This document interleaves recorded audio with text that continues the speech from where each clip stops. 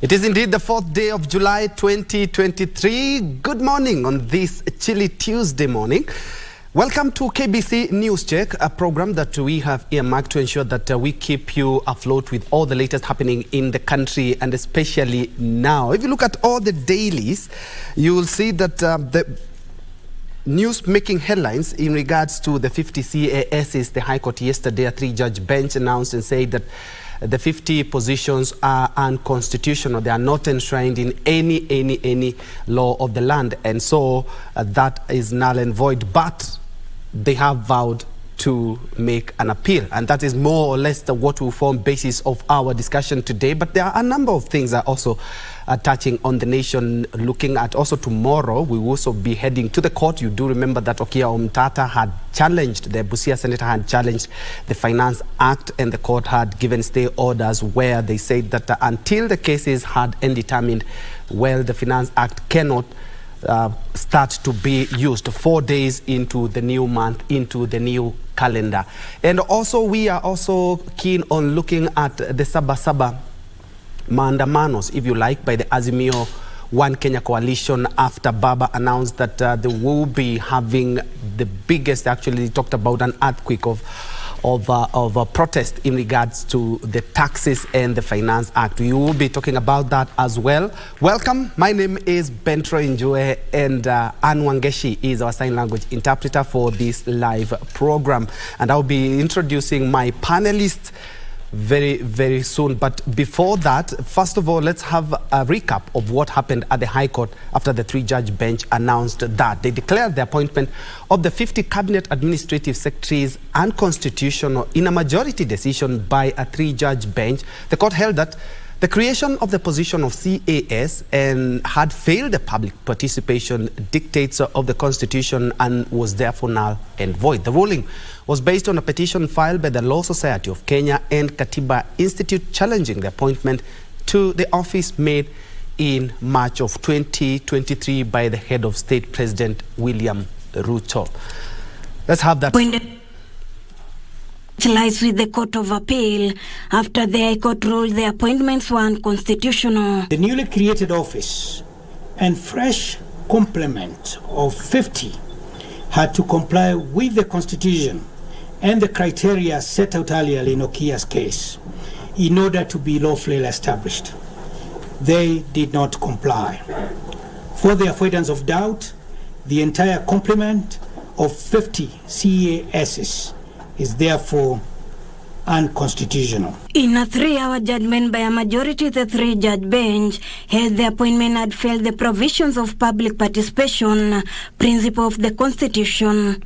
The judges further held that the Public Service Commission erred by ignoring to seek advice from the Salaries and Remuneration Commission in determining the pay grade of the created positions. It is therefore clear to us that the 5th respondent should have consulted the SRC in order for it to ascertain the resultant financial implications. It is our considered view that based on the separation of powers doctrine, budgetary concerns fall within the realm of policy and rightly belong to the other relevant arms of government as may be appropriate. We thus decline the invitation to delve any deeper into that arena. The court went ahead to state that the position had been scrapped in 2022 and therefore new appointments was based on the 23 positions created by the 4th president, which had ceased to exist. That the same is an unrelated course of action within the context of the consolidated petition. The petitioner is, however, at liberty to raise the issue as a separate course of action should it wish to pursue the same.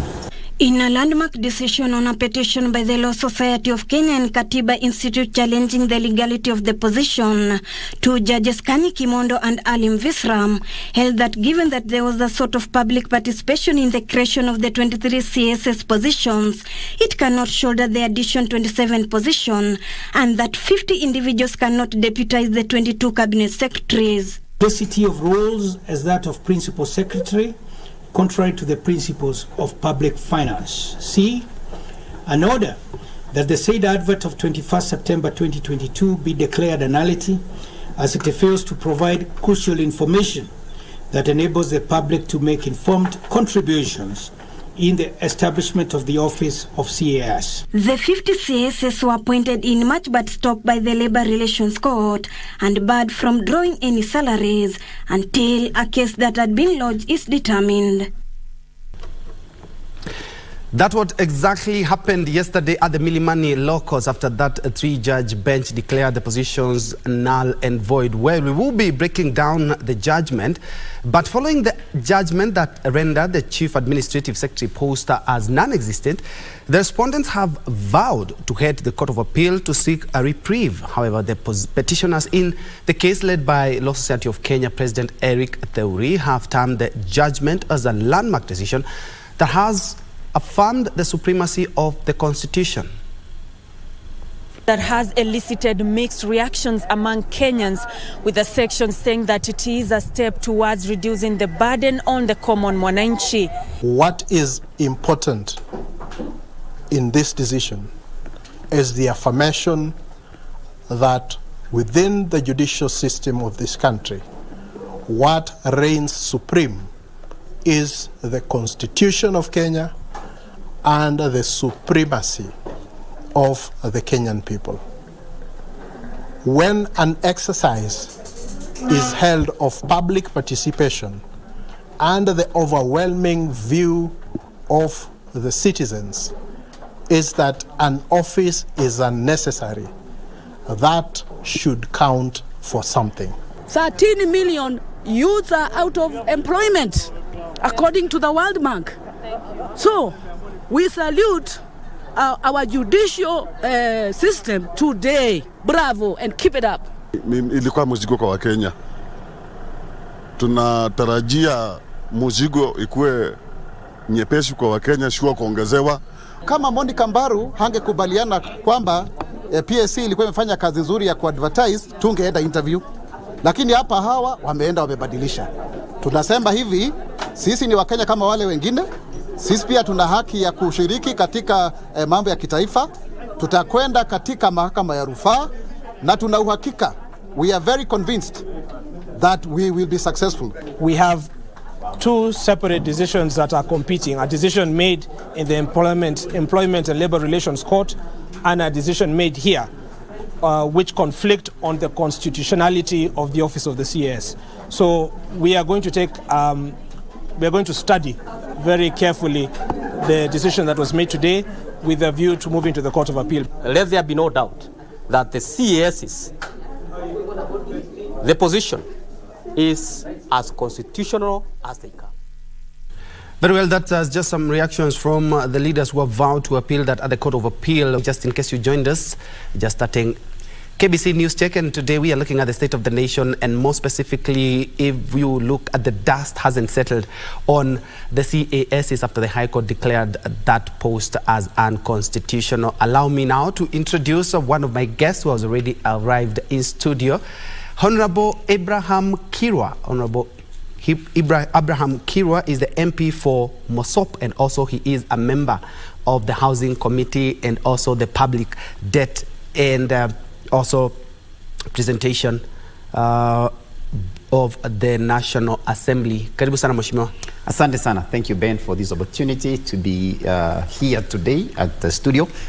It's indeed a great day, and of course a day with a lot of mixed emotions as we are really looking into what happened with this appointment of the CAS. Yes. I know for sure many people have a lot of questions. How did it become unconstitutional? How did we get here in the first place? But I want to assure you that, like as mentioned, they are going to appeal. The three judges who ruled 2-1 that it was unconstitutional, I want to believe that some way, somehow, these positions are going to come back. All right. Mheshimiwa, I would like you to just give us a feel of the emotions involved, because it's a good thing that you've talked about you guys are going to appeal. And last year, the High Court had declared the positions as unconstitutional, you see.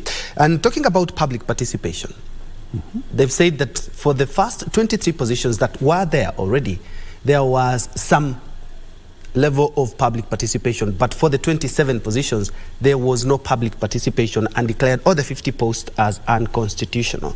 What exactly are you going to base on your appeal? Yeah, Ben, I think that is the real matter, really. I think the judges, they concentrated much more on public participation. They said on the 23 appointees, the public participation some way somehow took place, and that was okay. The extra 27 is where they have an issue. All right, hold the thought, Mheshimiwa. And before we even go back to what we were discussing, Mheshimiwa, looking at what Kalua is talking about is raising some very pertinent concerns in regards to the forest cover, and now we're talking about the climate change and all this. We will be having the summit right here in the country in the coming month. You were in that church service on Sunday when the president in Molo talked about, yes, we are going to be giving the green light to start logging. I would like to pick your mind on that. Yeah, Ben, I think what Kalua here is alluding to for sure. I mean, all of us, we are very concerned with the issue of the climate change. Many countries have gone through a lot of challenges because of the climate change, because of deforestation. And if there is anybody who is very keen and is on the front line in defending the issues of the climate change, is the president. His Excellency the President is one champion that is pushing for a lot of trees. In fact, he's talking of 10 million trees to be planted in the next several months to years. So the president, what he alluded to on Sunday in lifting up this moratorium, which has been there for the last 6 years, is that there are several trees that are now mature for harvesting. You know, in the forest, of course, there are so many trees, but there are those which are mature and ready for harvesting. There are trees that needed to be planted. There are areas that needs to be protected. So it is not that he said that all forest will be, is opening all forests for logging. What the president meant is we want to identify now the regions that has enough trees that is mature enough for harvesting, so that we have enough also timber, so that we are not going out of the country to go and import trees from outside. So what Kalua is trying to do is just doing a blanket condemnation on this lifting by the president, but the president was very clear and is very clear in making sure that Kenya is on the front line in, first of all, protecting the forest, which we are going to continue to do so, is making sure that, you know, is involving the military, is involving the common man, everybody to come out and plant trees, which is going to help us quite a bit on this issue of climate change. But at the same time, we cannot continue to leave the trees to continue rotting, which were ready for harvesting, and then now, you know, they'll rot and they'll just, and then we are saying we don't have enough trees for timber.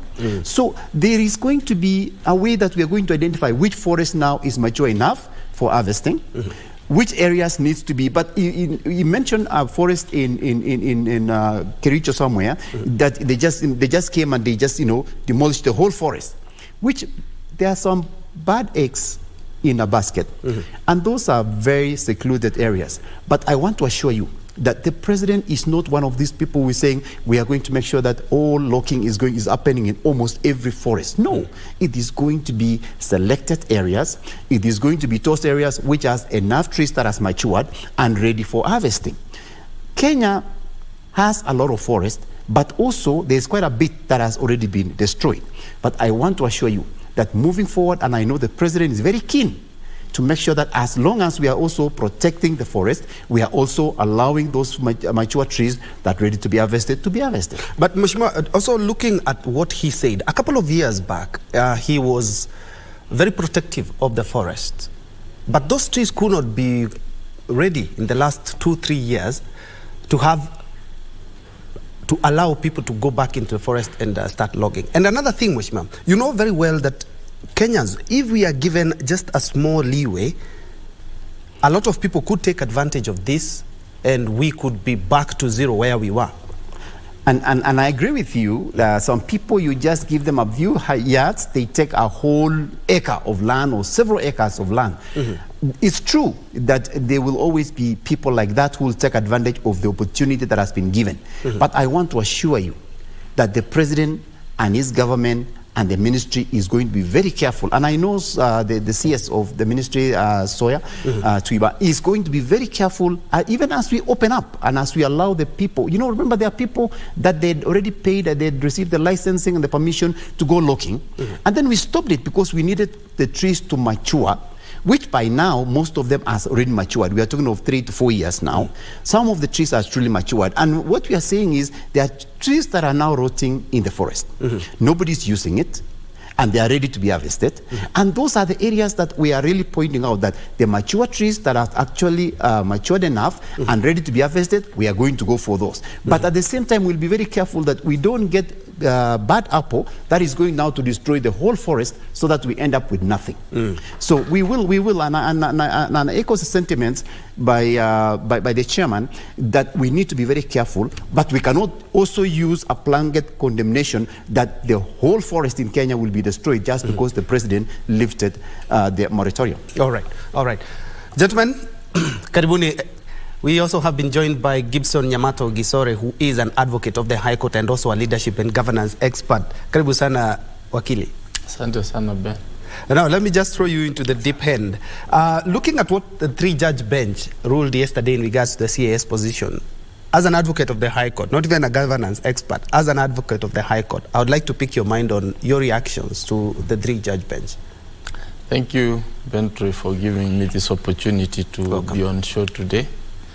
I would want to say that this is yet another point where our judiciary has really put his foot on the ground and said that, our constitution is very clear, let's try and respect it.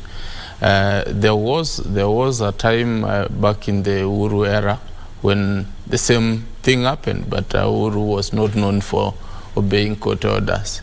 So I think he must have played that down. So we're waiting to see how the current president plays, because this is his first major court case, which has really directed that whatever decision he made is not in tandem with the constitution. So this is what we're going to gauge the president by in terms of respecting of court orders. So all I wish is that he actually tells those guys that it's my bad, I made a bad decision to appoint you, but then you see what the court has said, maybe let's try and wait for other opportunities to come up. I understand it's a tight spot for the president to actually balance the interests of, because those people really supported him. Much as they supported him, he also needs to reward them with something, because he has done a very good job in terms of rewarding all the people who supported him. And this one side, he thought that maybe this could be the best fit for them, but constitutionally the court has said that that is not the way to go. So what we expect to see is what Kenyans and as the lawyers fraternity and the judiciary, what we expect is to see a president who respects court orders, and this would be the first place to start with. I will toss the ball back to Mheshimiwa in regards to what you've just said, in regards to obeying of court orders. Let's just do a small flashback. Wakili has even mentioned that, yes, the former president was not known quite well in regards to obeying court orders. But let's look at the current president that we have. Yes. He must have been told, or he must be knowing, that the High Court last year did declare itself on the CAS's positions. That notwithstanding, he did appoint and actually made 27 additional from his predecessor. And still on obeying court orders. The court was very clear, I think on Thursday or Friday, in regards to the Finance Act, and suspended it until the case is heard and determined. But yet, EPRA, which is a government agency, we are still paying fuel at around almost 200 shillings. Some people are paying it at 200 shillings. There is an active court order which has not been obeyed, Mheshimiwa. And still on the same, let me load it, Mheshimiwa, and still on the same, even Parliament was unable to vet the CASs, but the president went ahead and appointed them. I'd like to pick your mind on that. Thank you, Ben, for those few issues that you picked up. President William Samoei Ruto is one person who truly has respect for the rule of law. If there is anybody who has respect for the rule of law, is His Excellency. And I think he will. With this ruling yesterday by the 3 court judges of the Supreme Court, I think he's going to be very careful, even as he responds to what to do next. And you have the lawyer saying that we are going to appeal. And that is how the process of the law works. You know, of course, the ruling comes, they appeal, there'll be an hearing, a decision will come, they'll reach into a final decision. But I think looking at the decision by the the three judges yesterday, as much as they said it was unconstitutional, but really they were basing it on the public participation that the 23 appointed CASs, they went through public participation, that one was fine, but where they have an issue is the extra 27 that was added, but there was no public participation. And I want to believe that the president and his cabinet and also his administration is going to look into this ruling very carefully. They are going to have, as even before they do the appeal to the court, they will have reasons that I think it is going to be acceptable to the court. Because for president to appoint 50 of these CSS, he has reasons. And he knows that the CSS that we have will need help in making sure that his agenda will be implemented. But at the same time, it's not much about his rewarding people who supported him. You know, millions of people supported the president. We all know that. Millions of people really supported the president. But he appointed these few people for regional balance. I think that's one of the issues that also he considered. You know, he had to appoint some of these people because the CSS that we have are not enough. The PSS are not enough. But for the purposes of regional balance, the president had to do what he had to do to make sure that almost every region, every community is kind of represented in his cabinet, in his administration. So it is not that the president is going to just, you know, look down and say, let's proceed on, continue in office, continue to be paid the salaries. No, this is a man who respects the rule of law, and I'm very sure he's going to respect this particular decision, and he's going to sit down with his advisors, and I guarantee you, the next move the president is going to make everybody happy. I know for sure right now, the mood of the country, everybody is thinking now, why do we need these additional 50 CSS? Right now, we are talking that we don't have enough money in the country. Yes. Most of the youth are unemployed, which I understand it is the case. But these 50 will not have made any difference. Even if we say, okay, let all the 50 CSS not to be in office, it will not have made any difference. But for the purposes of regional balancing, for the purposes of executing his mandate and what he actually promised his people and the people of Kenya, that this is the manifesto and this is what I'm going to accomplish, he appointed these people for that purpose. And I want to assure you, if there is one person who respects and obeys the rule of law, His Excellency the President. All right. We will also be linking up with my colleague in Kisumu to just give us a feel of that. You've mentioned around 3 times that the president is one that you are 100% sure that he really loves to obey the rule of law. You guys were unable to vet the CASs, and the reason being this is not quite anchored in the Constitution. I think that should have been the first red flag, Mheshimiwa. Ben, Yes. I understand it was not a red flag. Yes. The parliament, yes, we did not vet because the process was still going on. And I think it will still happen.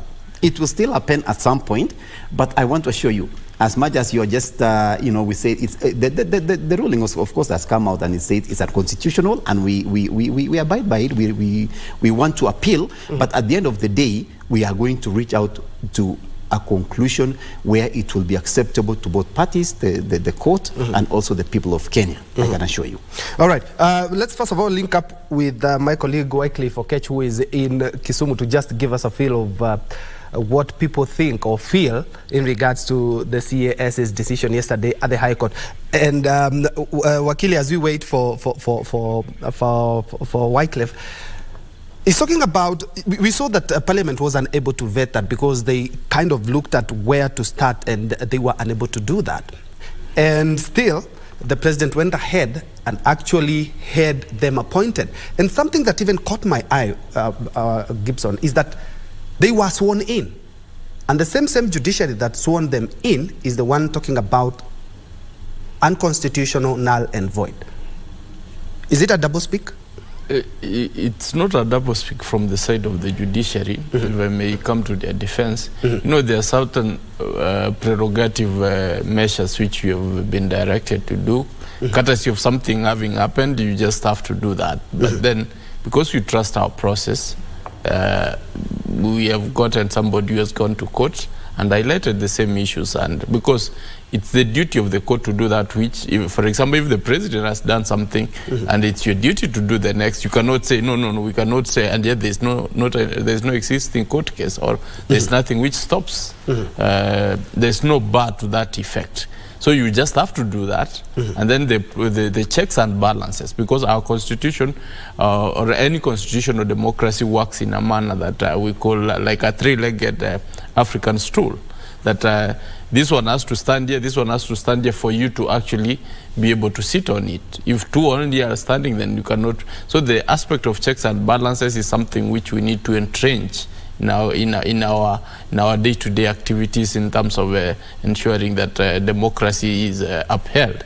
So you cannot be able to stop if the president has indeed invited you to swear these people, or it's your duty to swear them. You cannot stop doing that. You will have to do your duty, and then someone else who is responsible for a certain section will be able to act in a manner he's supposed to act, to ensure that that particular action can be rescinded. Because the checks and balances are of the effect that when an action which is barred from happening takes place, then it hinders, or for you to actually create those checks. The biggest problem, I would like to thank Mheshimiwa here for highlighting that indeed they were, and Njue for highlighting the fact that they were unable, because there was no provision of law. There was nowhere you could have started to vet these people, because the constitution does not anticipate that.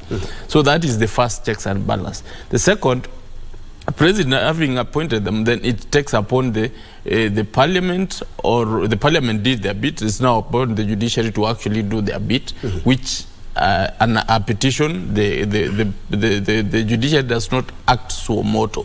It cannot stand and say, hey, that is very wrong, we are not going to do that.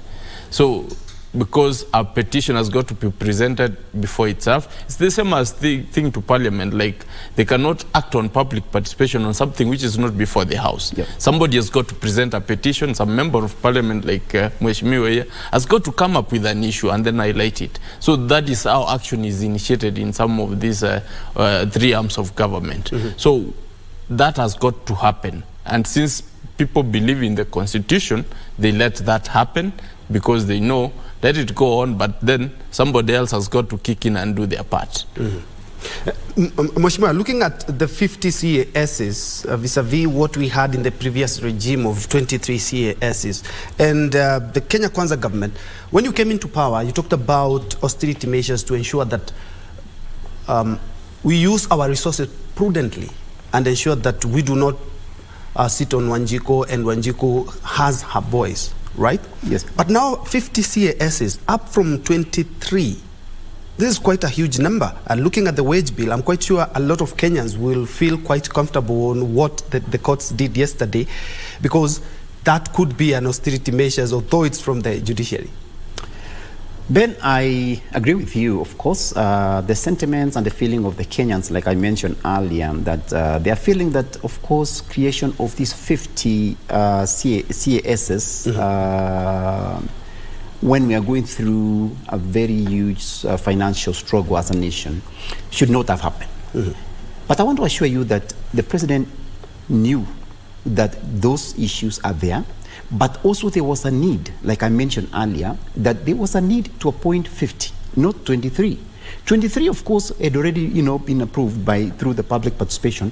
But the reason, one of the reasons what the president must have looked at, like I mentioned earlier, is the making sure that there is representation in almost every part of this country, so that they'll be able to work together with the Kenya Kwanza government to implement what he promised the citizens of this country. And so he felt that having 50 is a good number. I know it will cost approximately 46 million per year to actually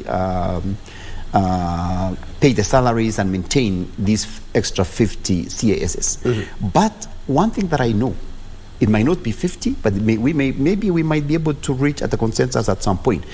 But I want to believe that one of the angles that the judges looked into is this extra 27 that was added without public participation is what really led into them ruling that it was really unconstitutional. But still, Mheshimiwa, just to interject, the High Court had declared itself, even before the president had increased that number to 50 from 23, had talked about the CAS positions being unconstitutional because they are not anchored anywhere in the law. That's very true, and that's what our brother here, lawyer, mentioned earlier, that the parliament had not really, and the reason, one of the reasons that we really did not do the vetting is because there was no constitution that would allow us to proceed on with it. And as he mentioned, that somebody will have to come up with a petition to anchor it in the law, so that when we are bringing that now in, but in the process of us waiting, the president could not wait because things has to move on. The country has to move on. We have to deliver on what we promised to the people. The Kenya Kwanza government has a lot of promises that we made, and those promises has to be made. And as such, the president moved on, hoping and believing that some way, somehow we will have to, and I believe we eventually will have to have it in the constitution, and we will have it in the constitution over time. But it is not the only thing in this country that we have done. I know, like I mentioned earlier, the president respects the rule of law, and he makes sure that if the pronunciation from the three judges has to be taken very seriously. He's not going to proceed and say, okay, whatever the court has said, I'm going to look down on it, I'm going to proceed on, I'm going to make sure that these guys are in office and they'll proceed on receiving the salary.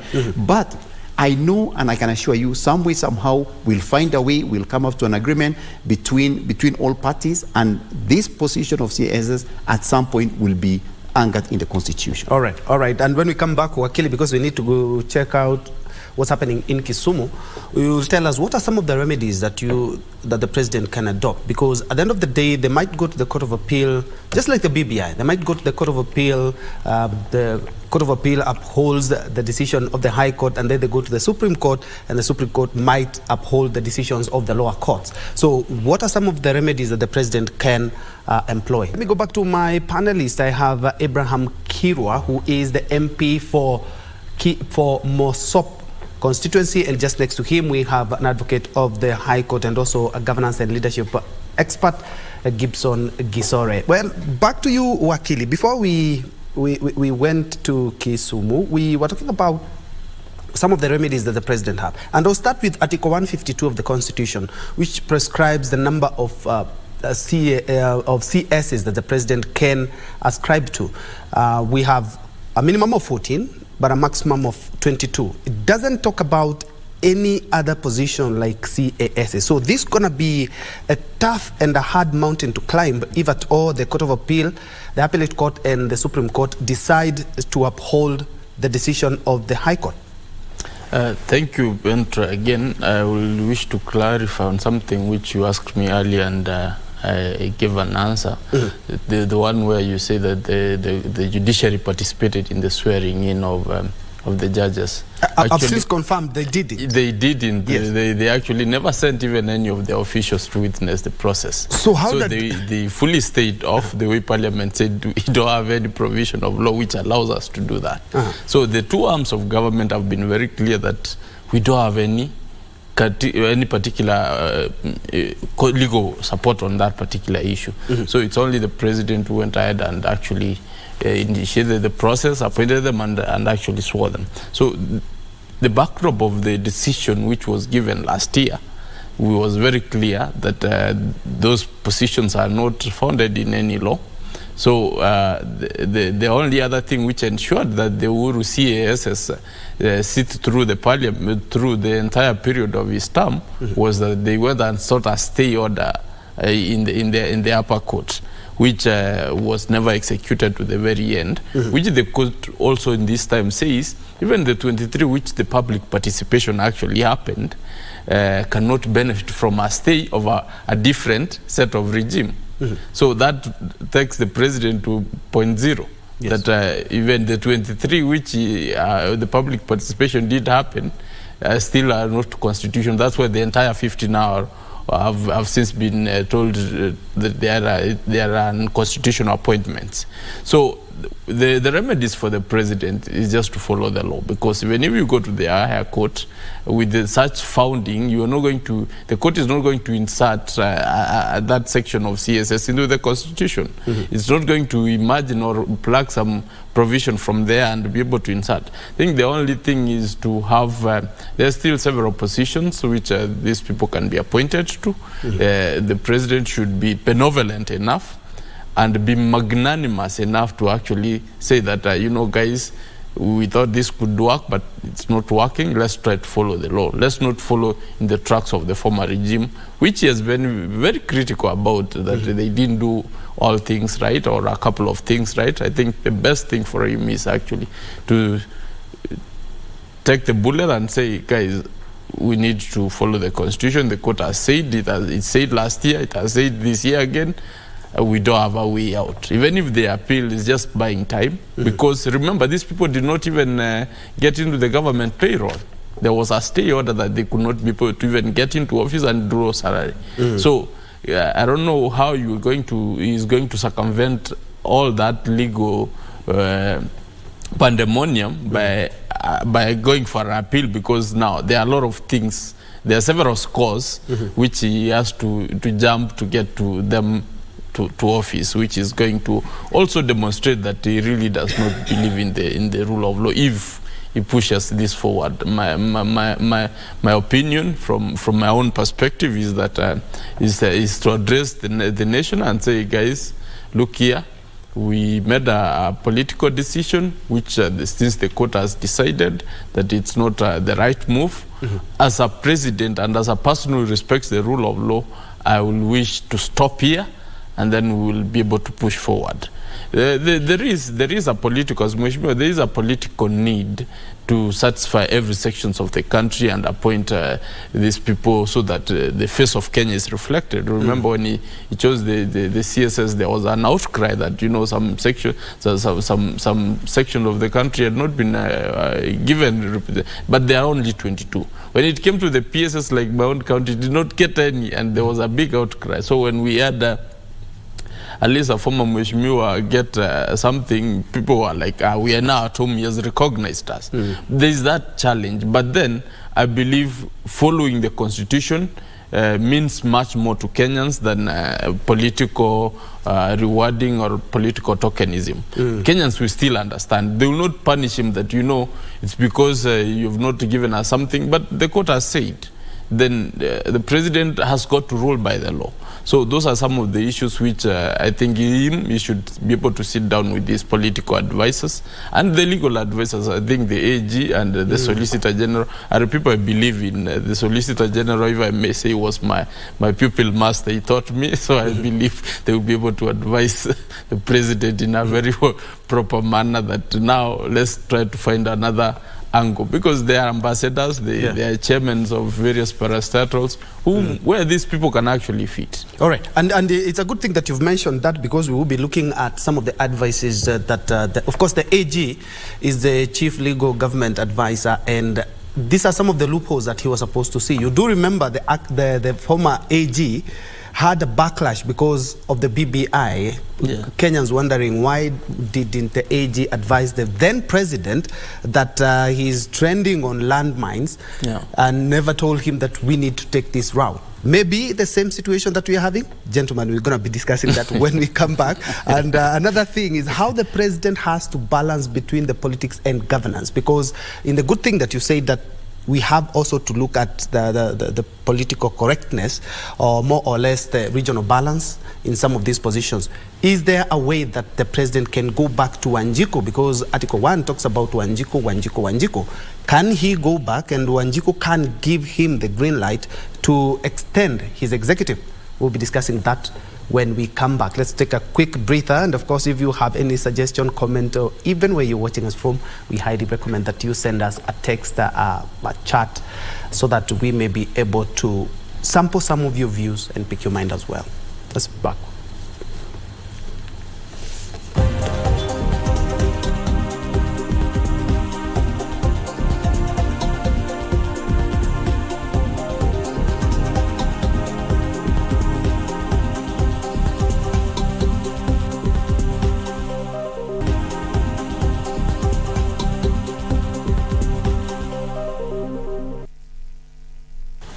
Welcome back to KBC News Check. We are looking at the state of the nation and more specifically with what transpired yesterday at the High Court in regards to the CAS appointments by the President, which happened in March of this year. And I have Honorable Abraham Kirwa, who is the MP for Mosop, and next to him we have Gibson Gisore, who is a constitutional lawyer and also a governance and leadership expert. Thank you so much for keeping tuned to KBC. Before we went for the break, Mheshimiwa, we were talking about the delicate balancing act that the President now has to do. Remember the 50 CASs that he had appointed. In as much as we are talking about service delivery, is also representation of the face of Kenya as well. Yes. So what do you think the next card for the President will be? Ben, like my friend here, Wakili mentioned earlier, the President is in a very delicate situation. Because, like I told you, Kenya is one of the countries who actually respects the rule of law. It's a democratic country. So we actually obey what the court has ruled.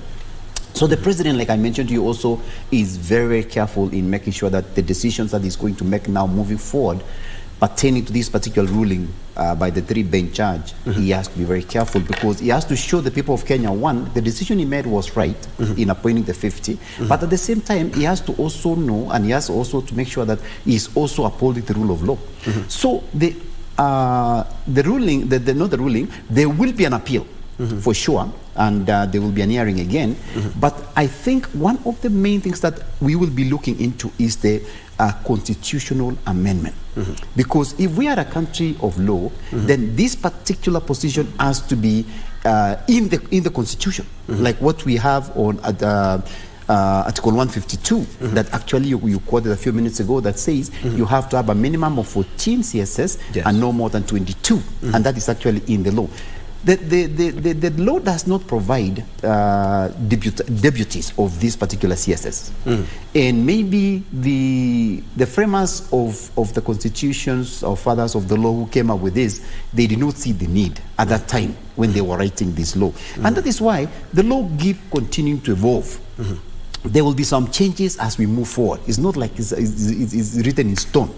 It can be amended. That's why we call it constitutional amendment. So now that we have seen that for us to have the face of Kenya in this cabinet, we also need to have some of these CSS that we are requesting to have them in the constitution. We need to have it engraved in the constitution so that we don't have somebody going to court saying no, it's unconstitutional. So the President felt it was right, of course, to bring at least the face of Kenya so that every part is represented. But for that to be held up in any court of law, it has to be within the constitution. And so the only other option now at this point is now to do the constitutional amendment.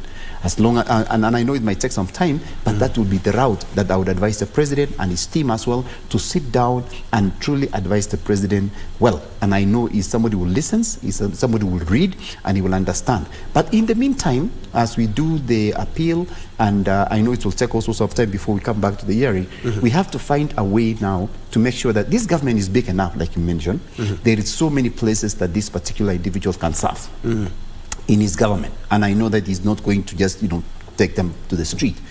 We mentioned the issue of the wage bill that has actually gone up, and that is also something the President is very keen on making sure that as much as we are controlling the wage bill and as much as we have these 50 people, where do we put them? Because I know for sure that I don't think that they will continue to draw the salary until a case is concluded, but he will come up with a solution that is going to be acceptable to all parties, to make sure that these particular individuals who actually helped him and were part of his administration campaign will also still be rewarded and also still be able to serve this country. But two, we also have to make sure it is within the law.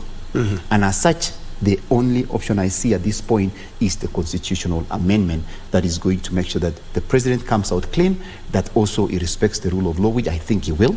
At the same time, this particular 50 CSS will also be part of this administration. They will find somewhere to actually have them serve, and all of us will continue. But one way or another one, I want to tell you, Kenya is way ahead in most of the African countries in being a democratic nation. We respect the rule of law. We don't have the dictators running the country, especially the president that we have now and his administration. They actually respect the law, and I know they'll do the right thing. But Mheshimiwa, just to mention, Kenyans are still disturbed the fact that the court issued some orders and they were not followed in regards to the fuel prices, because we are now, it's more or less like we are using the new Finance Act, which was halted by the High Court. And until the case is hard and determined, then everything stays as it is, but we are not seeing that. Another thing is that the CAS's positions was declared unconstitutional by the High Court last year, and still we have had a government which has not only had the 23 that were unconstitutional in the first place, now we have 50 CASs. Those are two things that shows that in as much as we are a democratic country, we enjoy quite some developed jurisprudence in our courts as well, we still not following the rule of law, Mheshimiwa. If we have to follow, the law has no sideways. We have to follow the law, we have to follow the law. Ben, yes. As you mentioned earlier, of course, there is the politics part of it and there's the governing part of it. Right now, we are truly governing. The president is in office and is trying to make sure that he governs this country, he delivers the promises that he gave to the Kenyans. And one of the things that he thought, and is going to be the right thing to do, is to make sure that almost every community, every region of this country is equally represented, so that they feel that they are part and parcel of this administration.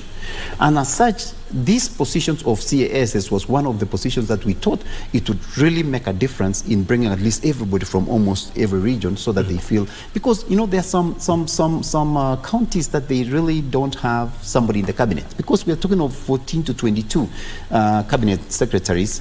So, and we have 47 counties. So, of course, that is almost less than half of all these counties. What are you going to do with the rest of the counties that do not get? The PSS are not enough. So, these positions of the 50, actually, the president was very wise in saying that we should actually, and we was hoping that some way, somehow, we'll still find a way, and we will find a way, I can guarantee you, to bring these positions back. But now that the court has pronounced itself twice on this matter, then it's wise for us to go back and sit down and say, okay, how do we do the constitutional amendment to make sure that these positions are now absorbed and it's now legal in the constitution, so that we don't have this matter. On the issue of EPRA, on the issue of the fuel, and like you mentioned, I want to assure you one thing as we move forward. This country, I told you, I sit in a committee of debt and privatization in Parliament. And I want to tell you that we are in a huge debt. The previous governments took a huge loan in trying to run the government.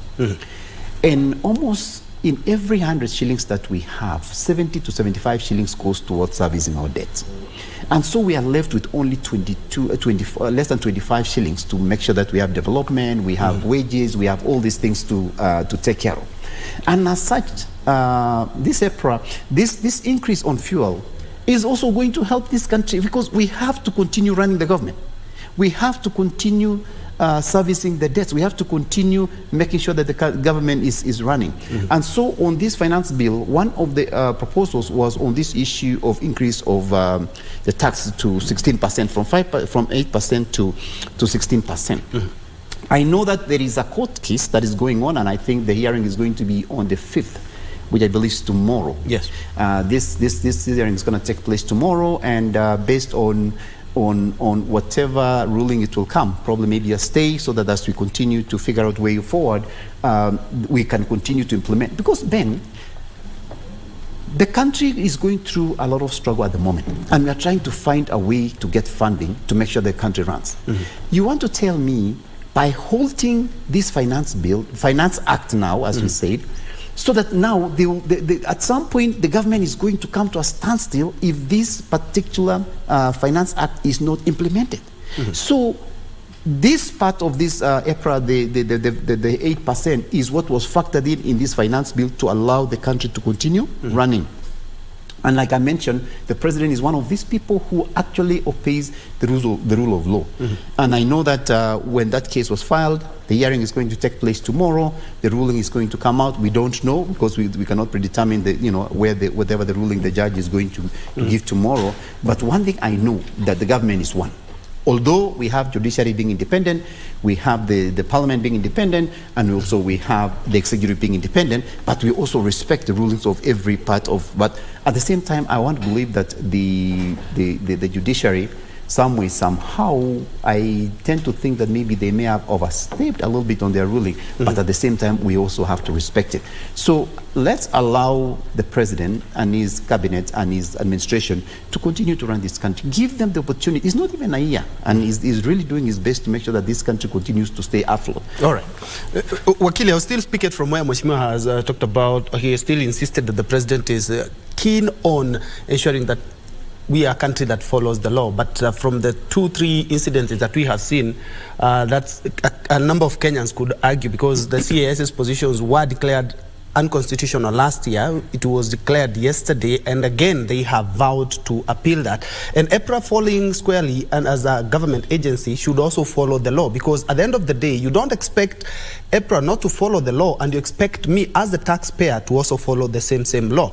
Another thing, the AG, I'm quite sure the CAS's positions did go through his office, because being the chief legal government advisor, he should have noted that, and also being a person that has ever been a magistrate, we're talking about Justin Muturi, he has also been the Speaker of the National Assembly, now he is the Attorney General. He knows what exactly transpired yesterday, last year and yesterday, when the courts pronounced themselves on these positions. I would like you to comment on that. Thank you, Ben. Some of these things are not like you're operating on a clear linear line. So some of the political and running government, I think other than the legal advice, I would want to believe there are other people who give extra legal advice, which sometimes looks more appealing than the legal advice, which is very strict. So I think the president sometimes falls into the other side of the extra legal advice, which ends up having him in a tight corner like we are in.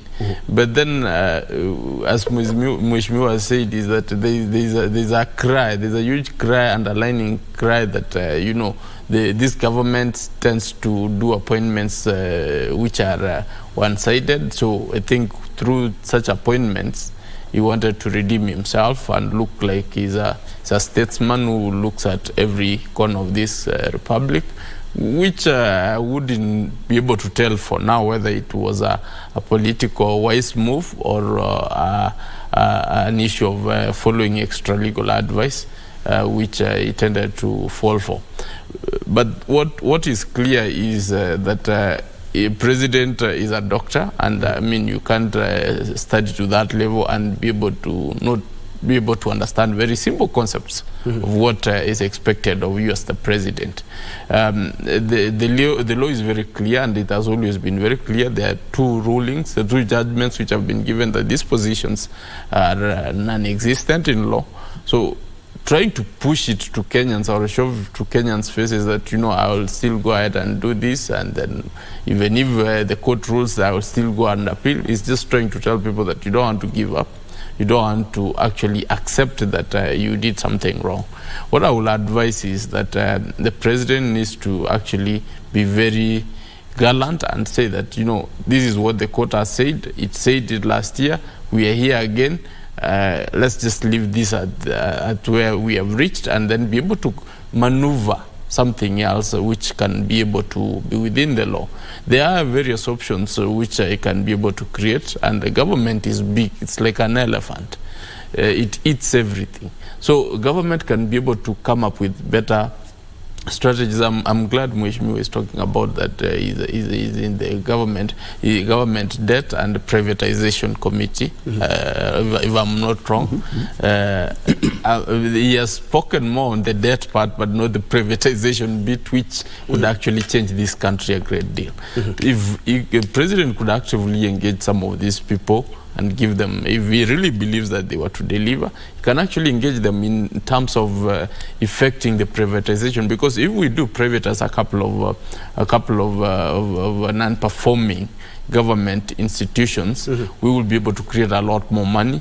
We will be able to make them more efficient so that they can be able to bring more money into the coffers of government. And then we will not need to tax Kenyans. You have talked about the EPRA issue. We wouldn't need to tax Kenyans through the nose to be able to pay debts, to be able to run government. Because imagine a scenario whereby we have close to 100 parastatals, but most of them are non-performing. If we privatize the key ones, especially the ones in the agricultural sector, they will be putting money in Kenyans' pockets. And once this money is in Kenyan pockets, they will increase their profitability and efficiency, and then they will be giving taxes. These taxes are not equivalent to the one we are giving between me and you, we are giving, or Mheshimiwa is giving to the government. These are huge monies. So if Mheshimiwa could sit down and be able to push this particular agenda, and especially the issue of agriculture, especially the agricultural parastatals, which are quite a number. If they can be, because these are the people, agriculture is the backbone of the Kenyan economy. If we can be able to encourage this, and then we move into aspects of manufacturing, and then now we'll be talking exports, because we have a huge market. Now we have the East African community has extended to Congo, which has an 80 million market. So those are lying opportunities which we are supposed to just, low-lying fruits which we just supposed to pick on them and then capitalize on them and change this economy, instead of telling people that the only option is tax you to the very end and pay debt and all that. So some of these ideas are things which I think the president should make even committees, because that is within the law, to make committees to see this process through. And we will change this country once and for all, instead of delving into the unconstitutional terrain, which of course keeps bringing shame. All right, and Mheshimiwa has, and the Kenya Kwanza government, we are 100% sure they're going to appeal that, and they are quite adamant that they will find a way, and mostly the way that they can find to get these CAS's positions back is going back to Wanjiku, the constitutional amendment. Kindly take us through what would the Kenya Kwanza government have to do to ensure that this is enshrined in law. I'm glad that Mheshimiwa acknowledges that indeed where they are at a tight corner, and the government is in a tight corner to actually pull through with this process. The only other option is through a constitutional amendment.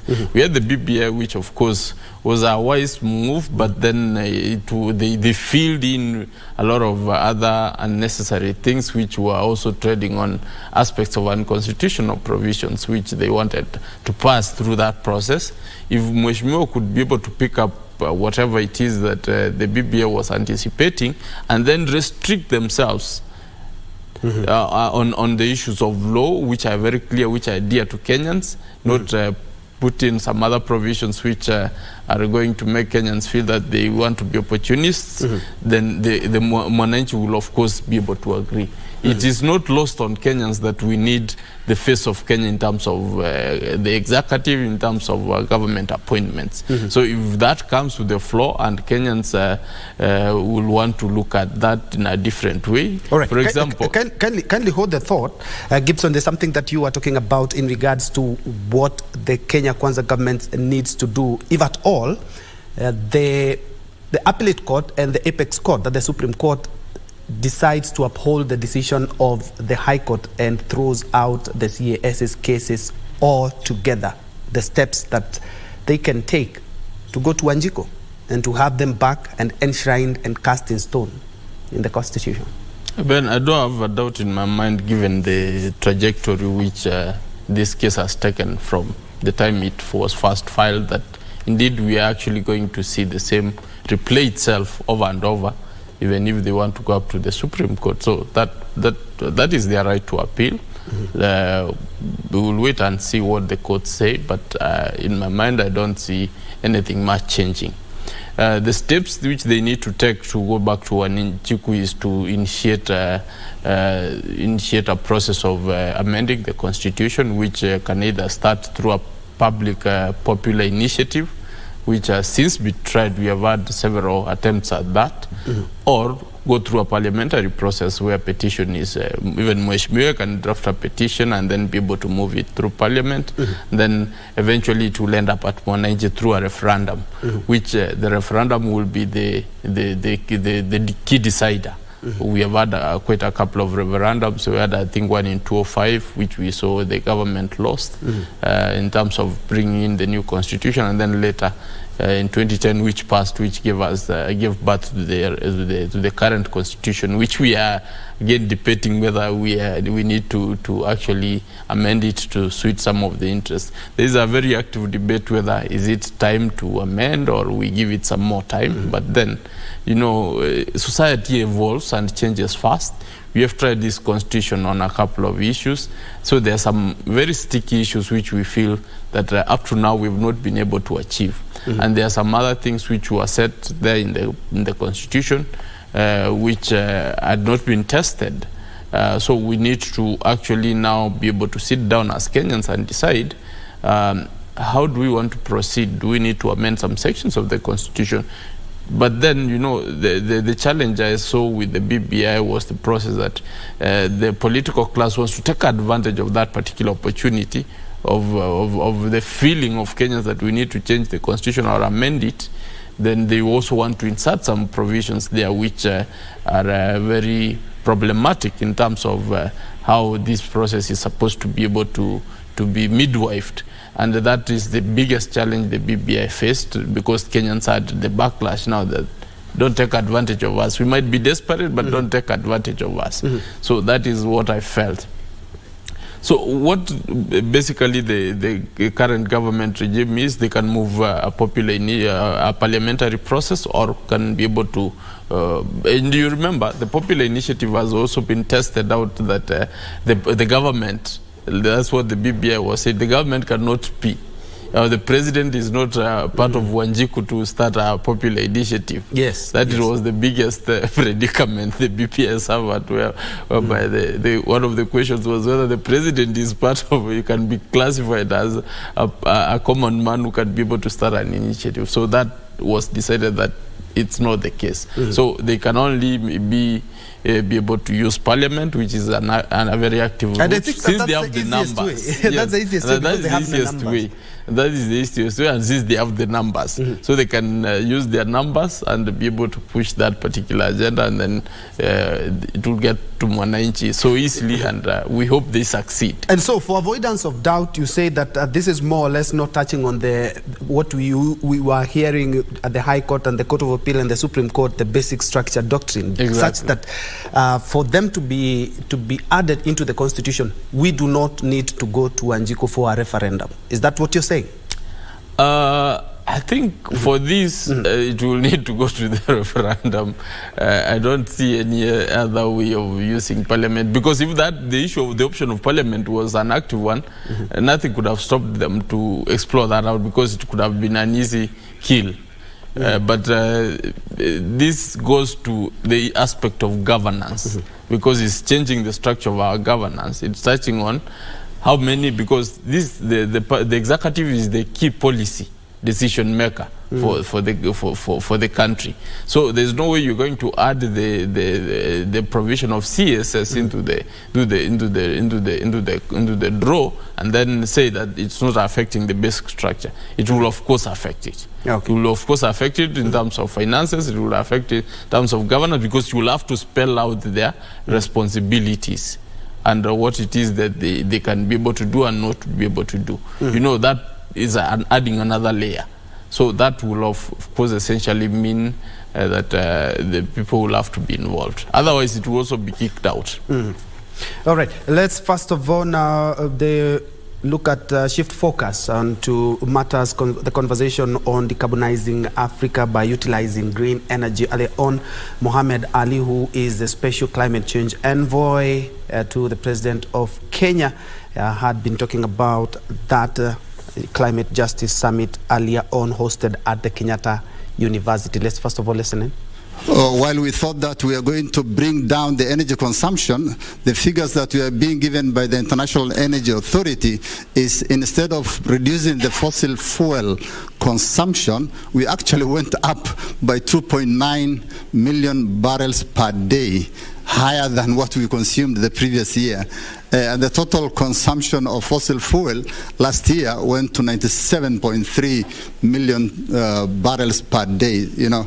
And so the average contribution of the energy in the climate, in the greenhouse gases has continued to go upwards. We are now at 82%.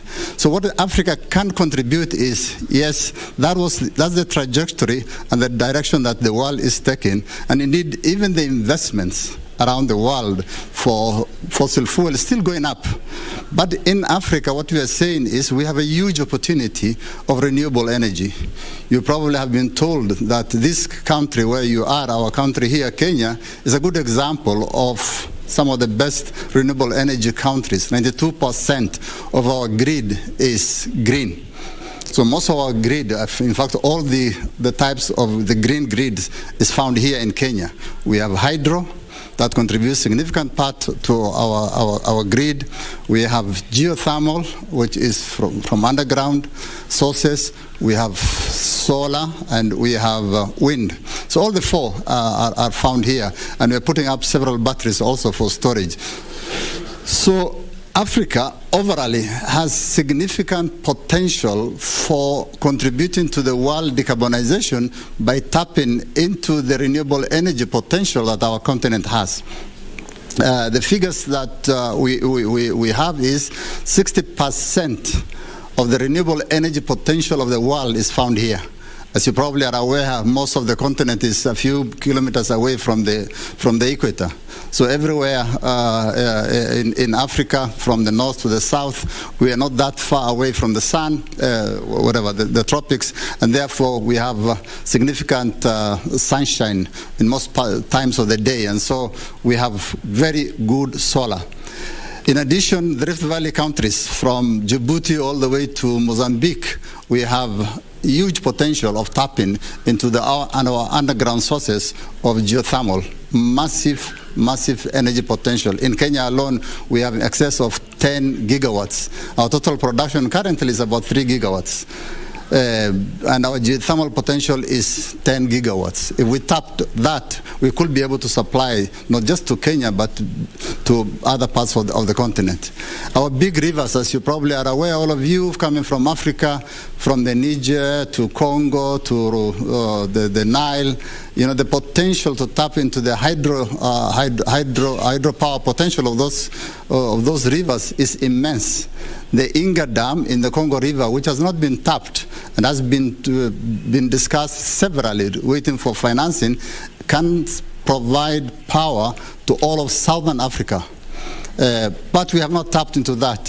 Similar to also in the Niger and other rivers and so forth. The wind potential, massive. In Kenya, so far we have the biggest wind capacity in the continent. Many other African countries are putting up similar wind powers.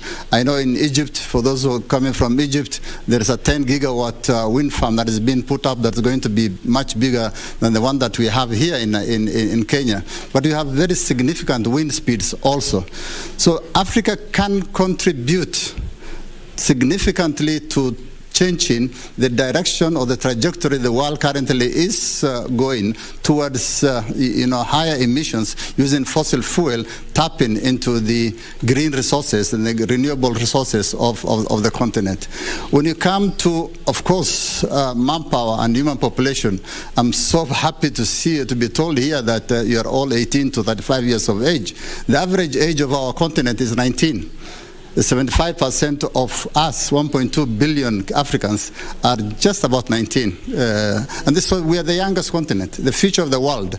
And the people who are going to make a difference in the world for a world that is currently aging, it's you, the young people of the world, is this continent. And so getting the best training, getting the best skills to discuss and contribute to the transformation that the world changes, it is Africa that is able to produce that. Of course, that requires skilling, and I want to encourage you to get that. Is the special climate change envoy to the President of the Republic of Kenya, Mohamed Ali, there at the Climate Justice Summit that he was hosted at the Kenyatta University earlier on, and they're talking about decarbonization, and especially right here in the country, and for saying whether we will be having green energy in the country by the year 2030, because talking about decarbonization, use of clean energy, solar and geothermal, and not only here in Kenya but in the region as well. That was earlier on at the Kenyatta University. Now allow me to go back to our topic of discussion today. We are looking at the state of the nation, and we have been looking more specifically on what the High Court yesterday ruled in regards to the CAS's position and what is the way forward, especially for the president and the Kenya Kwanza government that was hell-bent on ensuring that we have 50 CASs for a number of reasons, including service delivery, face of the country,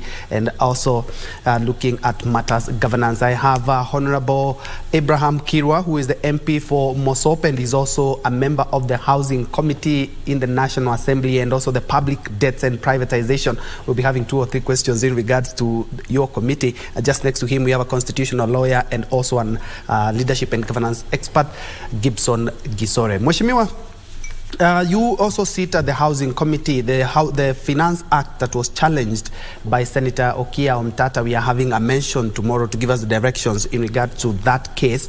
And housing has been one of the issues, and I don't want us to go deeper into it, but just an overview, because a lot of people are talking about, in as much as the CASs are not anchored in law, the housing could pose a number of challenges, because even if you want to know the progress of maybe how much you've contributed, if you have any queries, just like you can go to the NSSF building right here on the NHIF building to get the inquiry. There has not been quite a good framework in terms of the housing project in the country. What would you have to say on that? Thank you, Ben, for this question. But allow me to just comment a little bit about this issue of climate change. Yes, please. And this climate justice that's going on. I want to show you that Kenya has a huge opportunity now to take lead on this issue of decarbonization. The fact that we produce quite a number of green energy in the country. We're talking of the solar, we're talking of the wind, we have also, geothermal. We have quite a bit of resources that we can use to make sure that on this issue of decarbonization, we take a lead. As much as we are really trying to encourage Africa to take part and take the lead, I think Kenya should just step forward and really promote this issue of green energy. When you look at developed countries, the pollution rate in those countries has skyrocketed because they don't have a lot of these natural resources that we are talking about.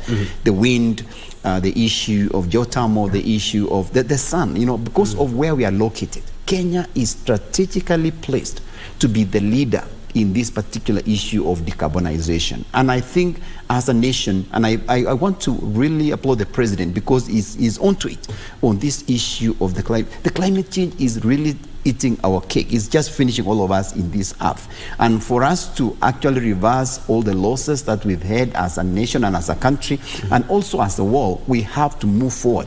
You talked about the issue of afforestation where we are planting a lot of trees. Now, this issue of actually going into green energy is something that as a nation we need to invest.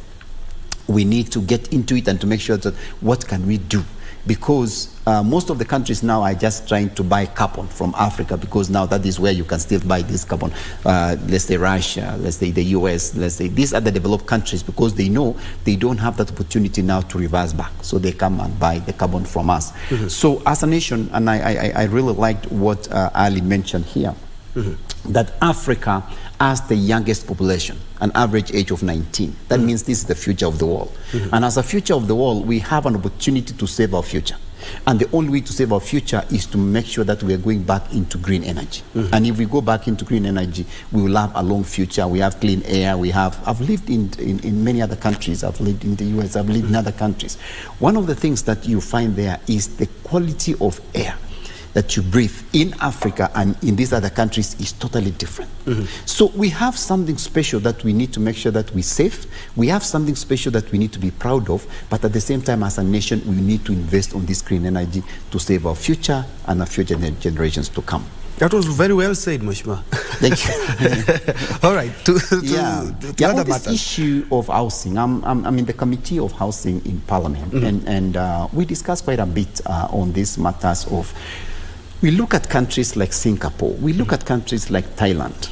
We got independence at the same time. But 20 years after they got their independence, those countries are very independent of themselves. They don't borrow money from outside. They invested quite a bit in housing projects. If you go, almost 80% of the population has moved from living in the rural areas to urban areas where now there's housing. So the government made a deliberate effort to make sure that there was enough housing for its citizens by creating low-income housing like what the president is trying to do now.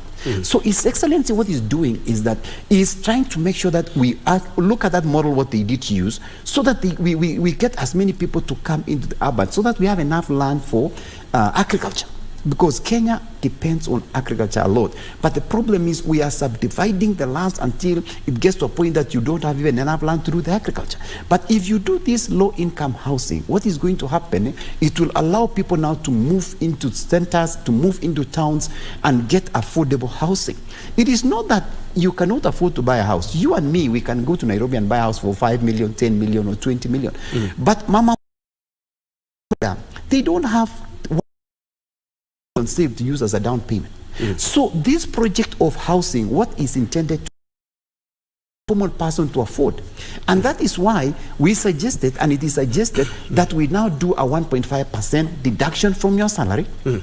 And this 1.5% is now going to allow us to have a pool of resources to allow us now to generate and to build as many low-income housing as possible, so that it will allow Mama Mboka to come and purchase a home. You know, putting a down payment and then making a payment as low as 5,000 shillings a month. On this 5,000 shillings a month, it is not just rent, it is now actually owning a home. It will allow them to own a home. And so as such, they are coming up with a program called Boma Yangu. On this Boma Yangu, when you look into Boma Yangu and you register, you say, I'm interested in, let's say, I want to buy a house in Kapsabet, I want to buy a house in Eldoret, I want to buy a house in Mosop, Kabiet.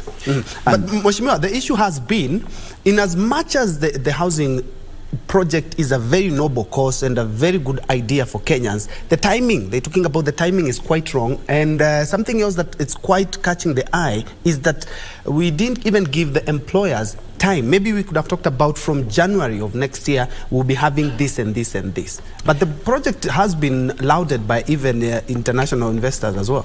Yeah, and I agree with you but the timing on this issue of timing. There is no perfect timing. Let me tell you, if you say, I feel this is not the right time. I am rich enough to buy a car, I will be rich enough. There will be no time that you say, I'm rich enough, or I have. So somebody has to take the bold step and say, it's time to do it. Even though the circumstances may not be perfect, but we need to start from somewhere. It might not be the perfect timing, it might not be the right time, the right place, but once you start something, you know, Nike says, just do it. You know, that is the slogan of Nike. You don't wait and say, when the timing is right, I'll start running, I'll start going to the gym. You just do it and start just doing it. And as such, as a nation, there is, you know, remember this issue of housing? We had discussed this thing, I think, from the previous administration. I think Kibaki tried to do it, Uhuru Kenyatta tried to do it. And there were facing these kind of challenges. But somebody has to be bold enough to say, let's bite the bullet and let's get started. So that years from now, we'll be able to say, we did it. And we are just making Unfortunately, Mheshimiwa, the Kenyan economy is not doing very well as the sports apparel Nike, so that we can just say, let's do it. But it's a good decision. Gibson, tomorrow we are also having another Navi moment at the courts where we're expecting some of the directions in regards to the Finance Act. So right now, we are not using the Finance Act that we were supposed to be using from 1st of July. So what exactly is happening? Are we still on default that we are using the former 2022-2023 Financial Act? Finance Act? Yes, I think what the position is that the court said that we cannot be able to implement the Finance Act as already signed into law till the 5th, which is tomorrow, when all the parties will have come to court, and then the court will be able to hear them. Each side will be able to give their side of the story, and the court will be able to give directions. Either it will give directions whether it can allow it can give interim orders to say that maybe let the act be implemented, or maybe it will say let's have now clear directions to the effect that let's go into a full hearing and then we'll be able to decide. So there will be conservatory orders again to still stop the act from being effected. So that is where we are. The situation which we are in, which I think you put to Mheshimiwa earlier about EPRA, I think it's really very wrong for arms of government to defy the law. They can actually be cited for contempt, because that goes against the grain of what we are or what we need to establish our nationhood. To continue taxing Kenyans on something which the court has said that there needs to be a stay is very wrong. That is what I can say, because as we stand now, the act should not be implemented till we hear what the court says tomorrow. All right. On the other side, you may just allow me to also jump into the issue of the climate justice summit, which is happening in Kenyatta. In September, our president, when he was sworn as in August, was it in August when he was sworn, he was very deliberate on one of the very first things he elected was a global climate summit. Justice Summit on climate change, which is, I think, happening in September. And we saw him attend the Paris celebrations on that. That is something which is dear to his heart, and I will want to encourage him to go on that particular trajectory, and then we will be the leaders in that particular. Currently, there is a lot of money in the climate change. If we can be able to tap into those monies, we can be able to really be able to support our economy. And I think the president has received advice and has since seen it fit. Being a scientist, I think, is something which resonates around his reasoning, and he's been able to tap into it. And the aspect that we need to now start teaching Kenyans, even as young as university students, to be climate smart is something which we can be able to really count as Kenyans. That is something we are leading. As Mheshimiwa said, 92% of our grid is green. We could do more. By 2030, we have aspirations of closing it at 100%. But then, of course, we also need to look at other aspects in terms of trying to ensure that however much this grid is green, we need to make it something which is sustainable in terms of how much it costs. So that is an area, I think, which we have not been able to work around it. However much we will have a very 100% green, but still expensive, it will not serve Kenyans. All right. We need to cut down on the pricing. All right. Now we have like 5 minutes, gentlemen, but Mheshimiwa, I would like you to weigh in on the planned Azimio protest on Friday. And still on that, remember, they were protesting a number of things, and now they have decided to use what Kenya Kwanza was campaigning with, the cost of living, as a tool or as fodder for preparations for the Fridays, the Sabasaba protest. Right now, if you ask me, the last Azimio protest, and compared to what they are planning, they could end up having a lot of Kenyans who are supporting what they are talking about, because it resonates with what they are having right now. Case in point is EPRA. Somebody was doing some mathematics yesterday and said, since when EPRA decided we are going to, since 1st to the 5th, when the case tomorrow will be heard, they will have pocketed about 600 million more than what we should have paid. But anyway, Mheshimiwa. Ben, thank you again. I want to thank the viewers for this opportunity that we've had. But I want to just comment on this issue of Sabasaba, which is coming up on Friday.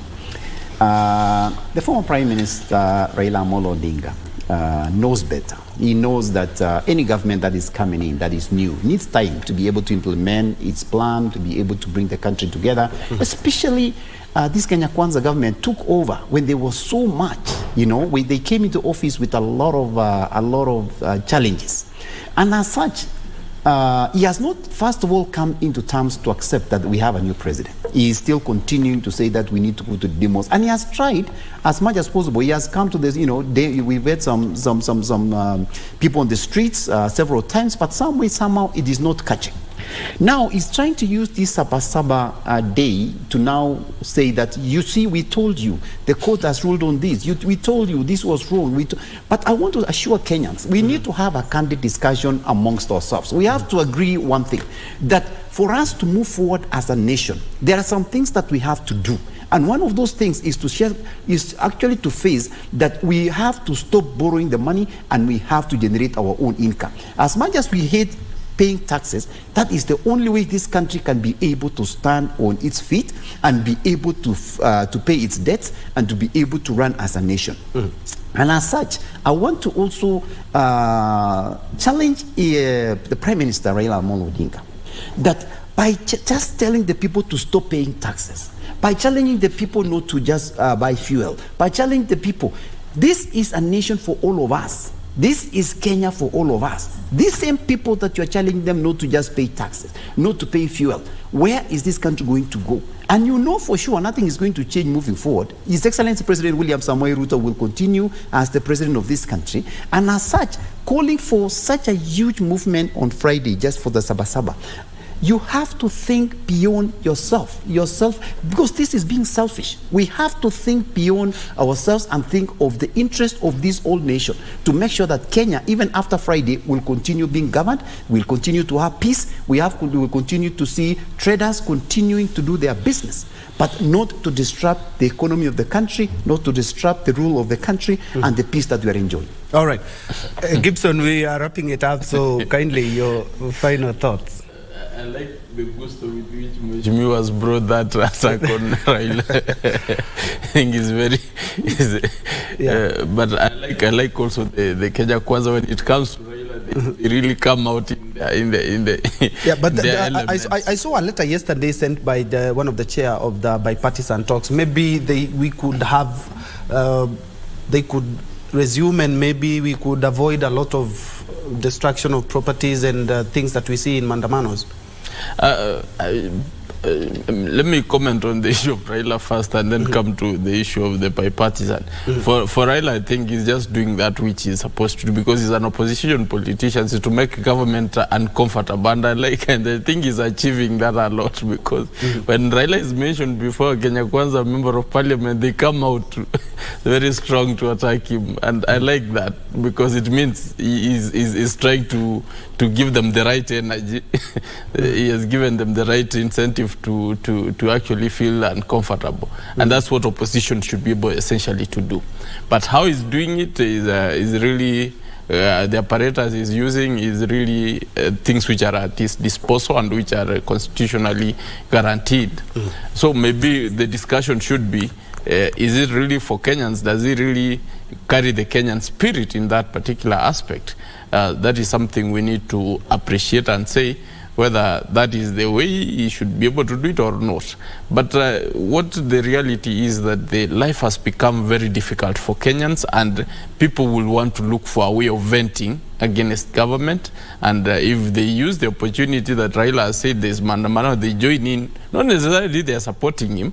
They could they want just to be out there for their voice to be heard, because the alternative is that you go to parliament, which parliament the numbers were vanquished because Kenya Kwanza has the majority. So that is a form of, it's part of our Kenyanhood. Even when Mandamano was very much illegal back in, it's what gave us the constitution or the drive to have a new constitution. So that having said that, I will also want to say that the other aspect of the bipartisan talks is something which I think I really feel that there are some jokes being played around there. Because we need to really deliberate on a clear framework on how we're supposed to be able to steer this country forward and have peace. Because without peace, the situation which we are in as a country, Mheshimiwa said, a lot of debt and a lot of some of these issues could be well ironed in a very formal environment which can be able to give us a way forward. So if need be, we need to get back to the bipartisan and then give all the support we need. All right. I feel all sides are trying to speak from both sides of the mouth, and they're not achieving much. Thank you indeed so much. We have come to the end of the show, and I've been having two gentlemen here. Thank you indeed so much for joining us. Abraham Kirwa, who is the MP for Mosop, and also we have Gibson Gisore, who is the advocate of the High Court and also a leadership and governance expert. Thank you so much for joining us. We were putting things into perspective, more specifically on the court's decision in regards to the CAS's appointments by the president. Tomorrow we are also expecting some activities at the courts where we are expecting the mention of the case in regards to the Finance Act. I'm Bentroy Njue. Susan Thuku is a sign language interpreter for this live program.